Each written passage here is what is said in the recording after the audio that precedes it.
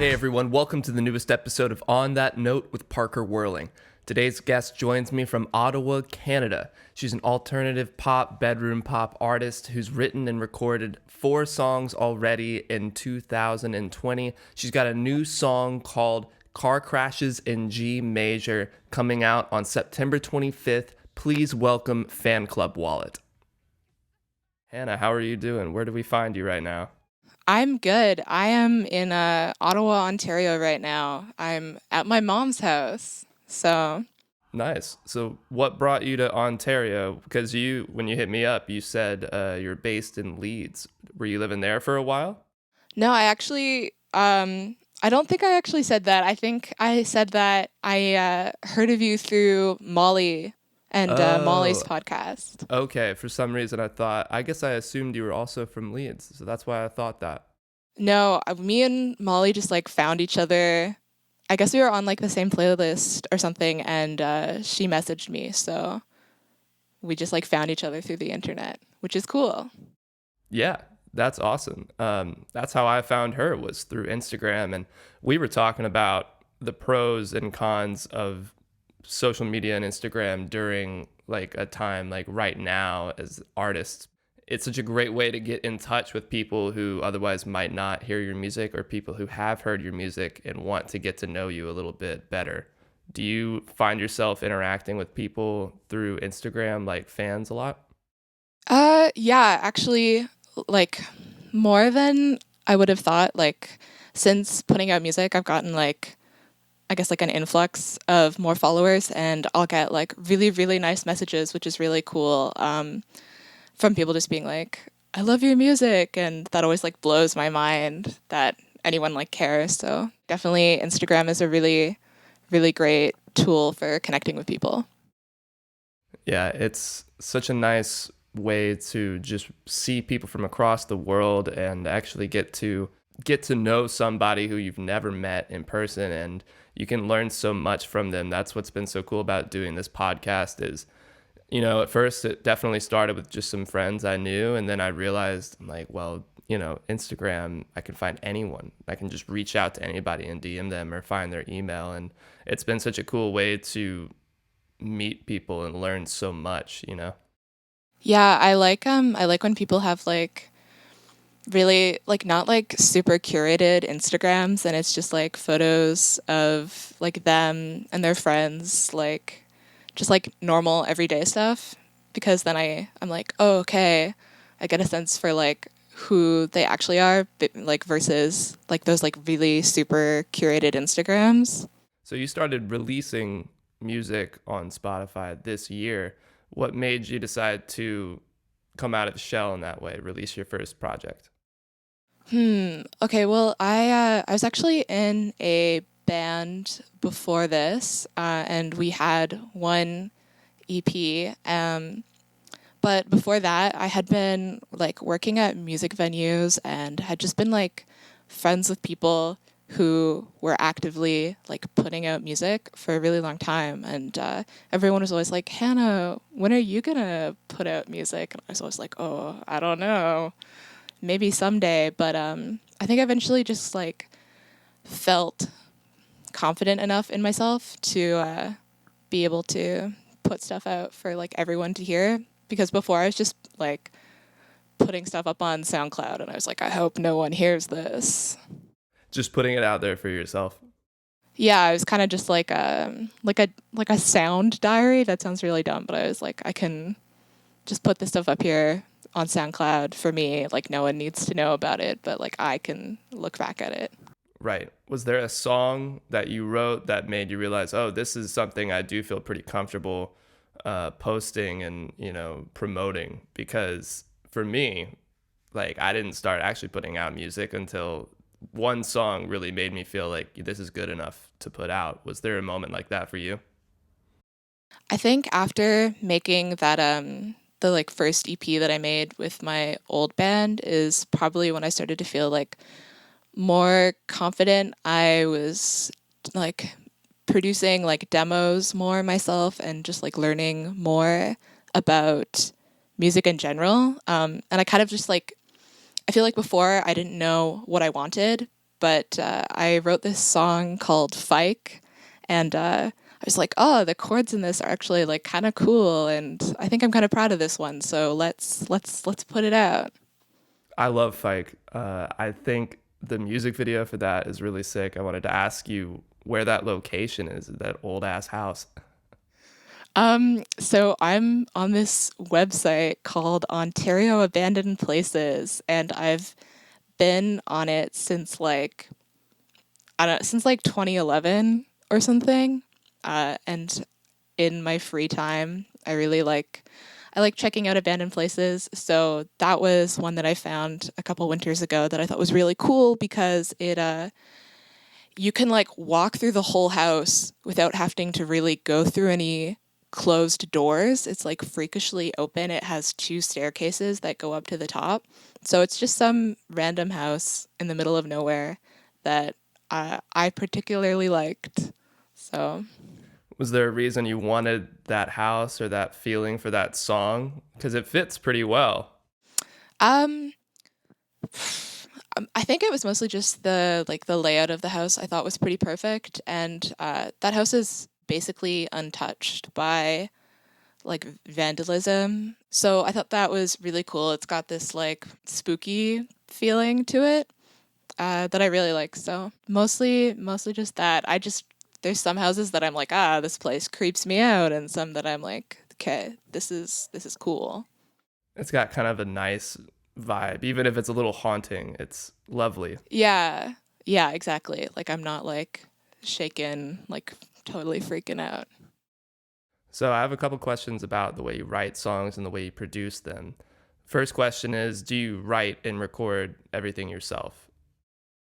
So I write pretty much everything myself, but I only started like recording my own music, I guess, like a year, 2 years ago. So I'm not at a level that I'm personally okay with being like, okay, this demo is like good enough to put out. So my friend Michael, who is in Chemical Club, helps me with the production, which is just a lot of like us sitting down. And I've known Michael since like the third grade. I've known them forever, which is great. And they're probably like the first person that I've been able to produce with that hasn't like really stressed me out. So it's just a lot of us like sitting down and me being like, no, take out all the high end. I hate the high end. And like they do all the stuff that I'm not great at yet. So what's the stress that you don't like dealing with that Michael makes you feel better about? I feel like in the past, when I've tried to produce with other people, I feel like it's a lot of them telling me like what I should be doing, or like how to produce the song. And they kind of like, I just feel like they kind of make it in a way that doesn't feel like super true to me. And Michael's like the first person that I've found that I can produce with that like really listens to what I want and doesn't like isn't like no you can't do that, like Spotify will hate that. It's great to have someone you can bounce ideas off of and have total trust in and not worry that they're going to just shoot down your very personal ideas. Yeah, exactly. And I feel like that's a problem like a lot of people face with recording in like really big recording studios or like getting like bigger producers to help them. It comes with a lot of baggage that you usually don't deal with, and suddenly your attention is focused on just making sure like this other person doesn't uh doesn't not like your song, but the reality is you should be happy with it. Yeah, exactly. And I don't want to feel like I have to like prove that I am like really good at music or something. Yeah, like I don't want to have to feel like they're just like trying to show me that they're smarter than me, if that makes sense. Mm-hmm. When I produce with other people, they've just been like, it's just a lot of like, no, like the overhead mic on the drums. And I'm like, I don't know what you're talking about. Like, and then I just feel silly. I think it's a gut feeling at the end of the day. Of course, sorry, there's Motorcycle. I think it's a gut feeling at the end of the day, and you should trust what you think sounds right. And there's always going to be Yeah. people who will be like, no, like that thing is like that frequency is not perfect. And it's like, well, maybe it sounds interesting because it isn't. Like you have your own taste and you should follow that. Yeah, like I'm always telling, like we'll be recording and I'll be like, "Hey, just shitty it up a little bit. Like make it sound worse." I'm always joking that I need to make like a plugin called like just shitty it up a little bit. Hey, I like that. That's got a good ring. Yeah, like a lo-fi plugin or something. I don't know. So I love Bike Song. I love Interstate, and something about them that I really love is the drum machine. What are you doing with the drum machine? Ooh, okay. So the drums. When I made Bike Song, I that was kind of like one of the first songs where we actually used most of the stems from the demo, like not a lot changed. So when I made that, I was like, okay, like I'm still trying to learn Logic, so I'm gonna try and make a song while Michael's at the grocery store. I'm gonna like just make a song like really quick, so that I can, cause I get like shy. So I was like, well, they're gone. I'll just like record vocals really quick. So the drums on that were originally like a crappy Logic like drum loop, that ended up like being kind of the best sound. So we recorded live drums and then used some like just some drum samples off of like Splice. Uh, and so it's like live drums and drum samples. So you've got a mix of them in there?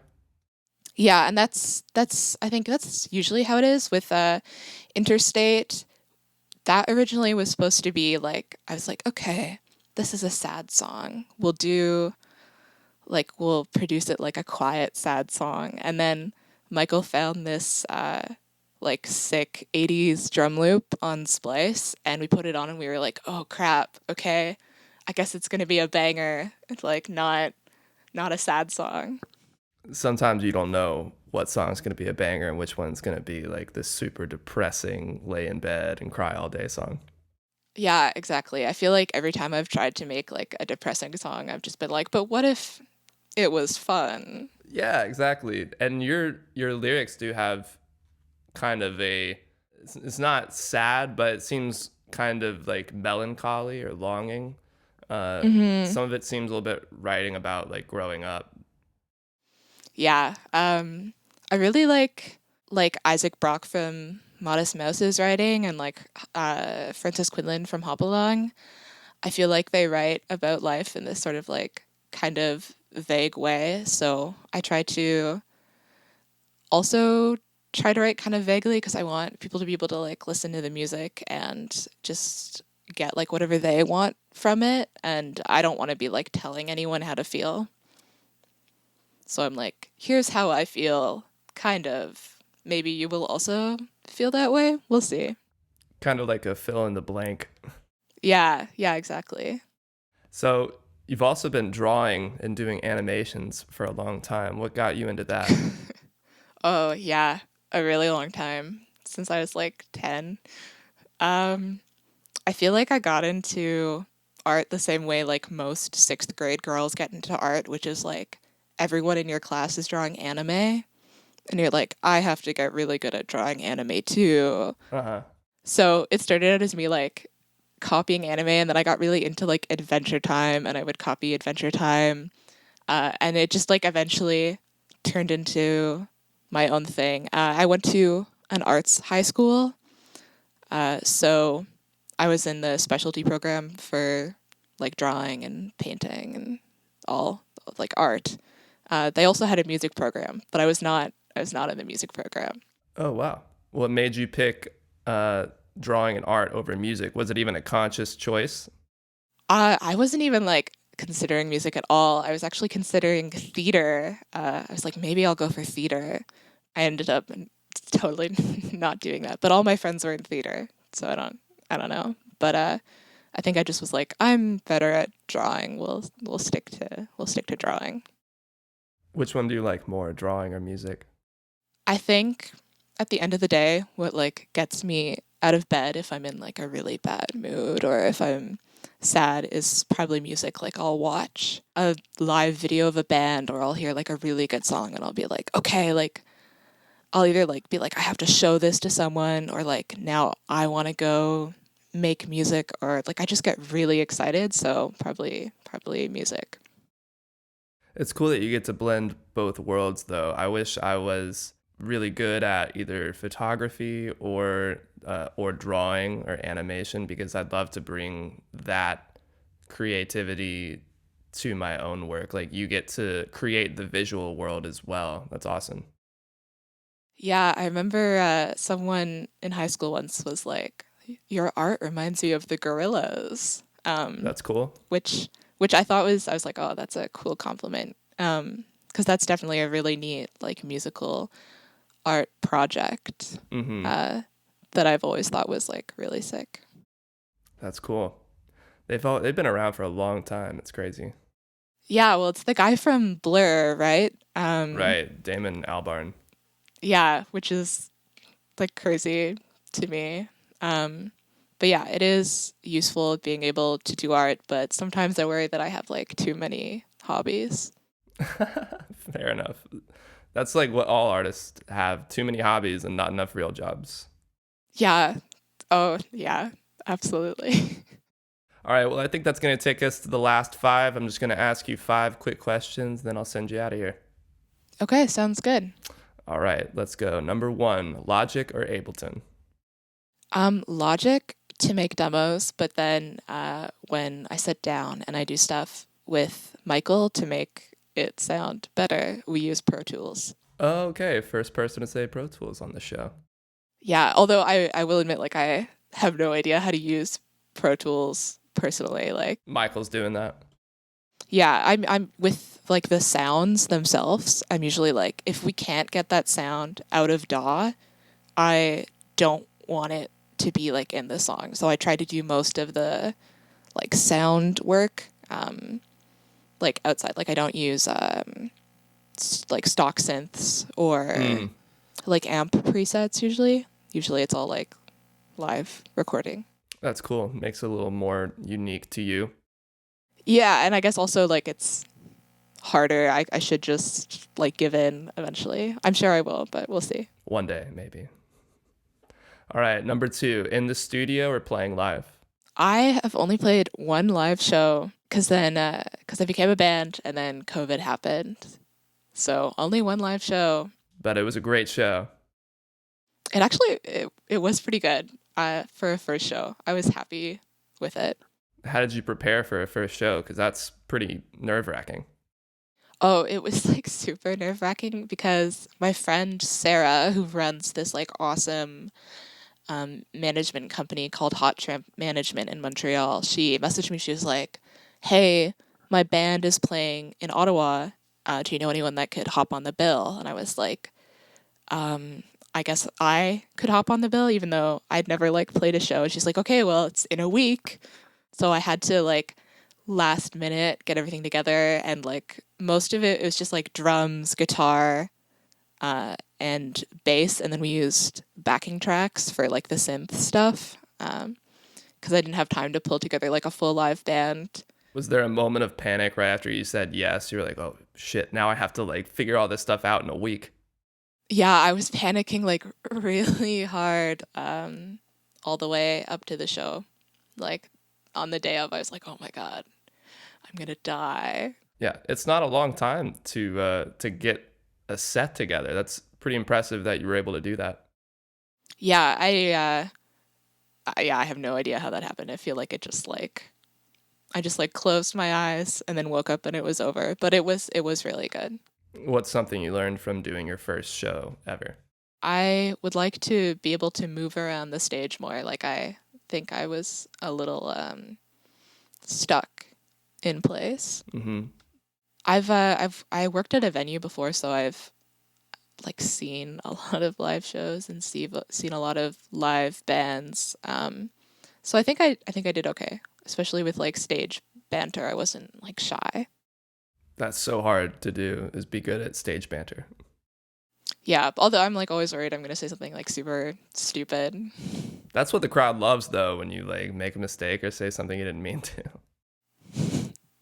Yeah, yeah, that's true. All right. Third question here. Who is the most underrated artist to you right now? There's this guy called Petey, and he makes this like electronic kind of like modest mousy, like it's like hick emo. Hmm. I literally don't know how to explain it. It's just like all the things I like. It's like folky, electronicy, and then like sometimes he's just yelling. I think he's really good. And also my friend Sophie has this project called Seat Kicker that is like super cool girl rock, and it's like freaking awesome. And I think she deserves like I want more people to know about her. So Shout out to PD and Seat Kicker. I saw that name when I looked up your Spotify, like fans also like. So that's a cool name, Seat Kicker. I know she was like running the idea by me, and I was like, "Oh, dude, you got the best name. That's a sick name." That is pretty sick. I'm jealous. All right, fourth question. What studio equipment is on your wish list? I need another microphone. I.e., right now. I mean, hey, it doesn't sound bad. Yeah, it's actually called a dike. Oh, look at that. It's a dynamic mic, and it's called a dike. And I got it at a secondhand store for like $5. And every other microphone I have is like I have here. I have this telephone Oh, whoa. thing, and if you like plug it in to your soundboard, it sounds like it does like the telephone vocal effect. Dude. Like everything I have is like secondhand, so maybe I should get like one professional microphone. I think that would be good. So are all the songs you've already recorded, were they used with that microphone? No, I use Michael's microphone. I don't know what kind of microphone it is. Oh, that's all good. But one of the vocal layers on Bike Song is using this like shitty headphone mic. Like the ones that attach right here. Yeah, from like Urban Outfitters Mm-hmm. headphone mics. I like notoriously do every demo with this like one pair of headphones. Personally, I kind of like how it sounds. Hey, why not? That's a little unique to you. That or drums. Just a whole drum set? I have half a drum set in my basement. Okay, so maybe half of a drum set. Yeah, exactly. What half do you have? I have a bunch of toms and a kick drum, but I don't have like the like pedal for the kick drum, and I don't have any stands, and I don't have a Yeah, those, snare. those are typically important, yeah. Yeah, I don't even have drumsticks, so You can just use your hands, why not? I got it for free, so I won't complain. Yeah, no complaints there. All right, well, we got the last question here, and then I'll send you off. Okay, cool. Who is your dream artist or producer to work with? I think Yoni Wolf is really cool. He did like Cloud Dead and he and Y, and he just has like a ton of projects. He's in like a million projects, which I think is cool. He signed the Ophelias, who I really really like, and he just has this like sort of like weird electronic like talky type music. So I think it'd be really really cool to work with him because I've always like loved his music. Either that or to work with like K Records. I don't know if they even like still exist. I think maybe, but they did like early Modest Mouse stuff. Hmm. So, Yoni Wolf, that was the first one? Yeah, Is there a project people should check out? just check out Cloud Dead. It's super super weird and like prolific. Cool. So, Cloud Dead by Yoni Wolf. And what was the K Records? That's a record label? Yeah, they were a record label. I'm worried I'm gonna like get this wrong. Oh, that's whatever. I feel I get it like mixed up all the time, but they I think put out the like really early Modest Mouse stuff. There's a guy whose name I forget, but he produced their first records, and I think he's cool.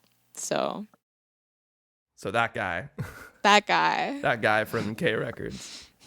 So Modest Yeah. Mouse is a pretty big influence on you, I guess. Yeah. Modest Mouse and like Hop Along. Just like it's like vaguely emo stuff. Well, let's add a sixth question here before you go. What is the one Modest Mouse record I should listen to front to back? Because I've never listened to one of their albums front to back. Oh shit. Okay. Actually, hold on a second. Ooh, she's got it on vinyl. It's true, but I don't have a record player. Ah, This one, okay. What's it called? The Lonesome Crowded West. Okay, The Lonesome Because Crowd. I see you have albums behind you, so now I have an album. There we go. I should have given you the heads up. But yeah, The Lonesome Crowded West. Hold on. I'm gonna put it down. Amazing, crazy record. I don't know how to explain it, but it's great. So you should give that one a listen. Well, I will definitely be checking it out. Okay, Hannah from fanclubwallet, thank you so much for joining me on the show. I really appreciate this working out, and I'm glad that we got to, work out the rescheduling conflicts. Thank you again, seriously, for coming on, and everybody needs to go check out your new song, Bike Song, on Spotify, YouTube, wherever you listen to music. And I heard you have some new music. Do you want to tell people about that before you go? Yes, it's true. On on September 25th, I'm putting out a song. It is called Car Crash in G Major, and it is about the time I saw a pickup truck on fire on the highway when I was a tour photographer. Whoa, all right. So That sounds like it's going to be a great song. I hope so. I hope people like it. I like it. Well, I'm looking forward to it. Car Crash in G Major by fanclubwallet, September 25th. Mark your calendars. Well, thank you so much for having me. Yeah, of course. Thank you for coming on the show. I'll talk to you later.